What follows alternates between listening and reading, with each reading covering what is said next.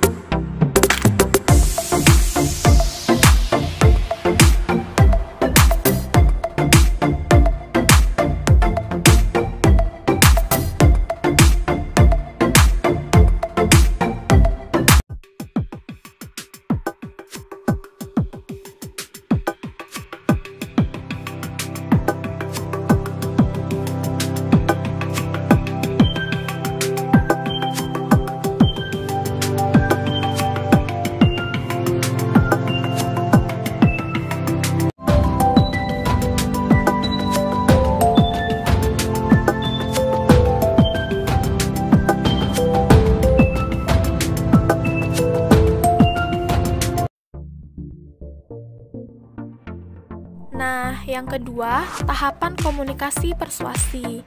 Dalam komunikasi persuasif, memerlukan keterampilan yang baik dari komunikator dalam menyampaikan pesan kepada komunikan atau sasarannya. Untuk tahapan-tahapan komunikasi persuasi yang dilakukan oleh Pak David dalam menyampaikan informasi terkait bantuan sosial terhadap masyarakat yang kurang mampu adalah sebagai berikut. Yang pertama, menginformasikan. Pada tahapan ini, beliau menyampaikan informasi atau sosialisasi mengenai bagaimana masyarakat untuk bisa mendapatkan bantuan sosial dari pemerintah yang dikhususkan bagi keluarga miskin. Informasi mengenai hal tersebut dijadikan suatu kesiapan oleh beliau dan dikemas menjadi suatu pesan yang mudah dipahami atau diterima oleh masyarakatnya.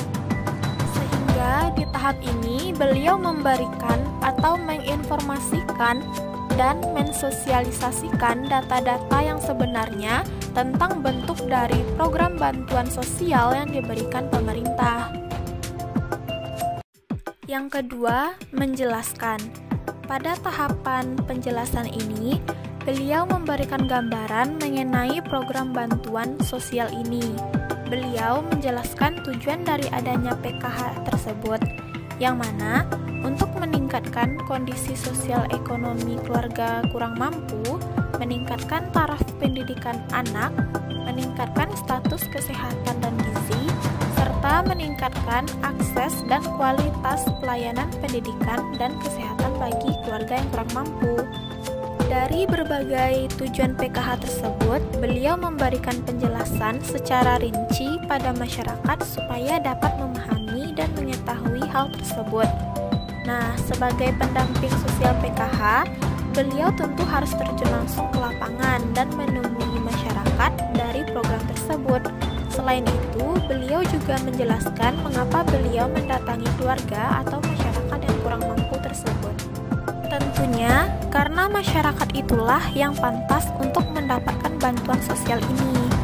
Dalam menjelaskannya pun, beliau menerangkan bagaimana persyaratan atau ketentuan yang harus dilakukan masyarakat untuk bisa mendapatkan bantuan sosial ini. Intinya, semua yang terkait dengan bantuan sosial beliau jelaskan pada masyarakat, mulai dari persiapan yang harus dilakukan sampai dengan bentuk evaluasi dari bantuan sosial ini. Yang ketiga, meyakinkan. Dalam tahapan ini, setiap penjelasan yang beliau lakukan tentu didasari dengan bukti-bukti yang akurat. Dalam sosialisasi program bantuan sosial ini, beliau membawa berkas-berkas yang berisikan ketentuan dari bantuan sosial tersebut, seperti surat izin turun ke lapangan dan surat dari pimpinannya mengenai program bantuan sosial tersebut. Tidak hanya itu, beliau juga meyakinkan masyarakat dengan informasi terkait bantuan sosial ini yang sudah diselenggarakan di luar daerah tersebut. Artinya, beliau meyakinkan dengan menggambarkan bentuk positif dari bantuan sosial ini, yang mana bentuk positif tersebut sudah dirasakan oleh masyarakat lain yang berada di luar daerah. Tentu dengan begitu membuat masyarakat di daerah yang beliau tangani itu juga dapat membayangkan keuntungan dari memperoleh bantuan sosial ini. Yang keempat, membujuk. Pada tahap ini, beliau mengajak semua masyarakat yang datang pada hari itu untuk mau memenuhi persyaratan dari bantuan sosial tersebut, karena dampak atau manfaat yang diberikan sangatlah banyak. Biasanya, karena beliau sudah dapat meyakinkan masyarakat, otomatis masyarakat tersebut mudah untuk dibujuk. Bentuk bujukan yang beliau lakukan adalah membantu masyarakat dalam mengisi formulir atau syarat-syarat lainnya, dan menunjukkan usaha keras supaya masyarakat tersebut dapat menerima bantuan sosial ini, apalagi masyarakat yang dibantunya itu adalah lingkungannya sendiri. Yang kelima, mendapatkan persetujuan atau komitmen. Pada tahapan akhir ini, beliau berhasil mengajak masyarakat agar dapat memenuhi persyaratan atau ketentuan yang harus dilengkapi dan dilakukan oleh masyarakat tersebut. Kembali lagi, bahwasanya masyarakat atau keluarga yang kurang mampu tentu sangat mengharapkan bantuan ini.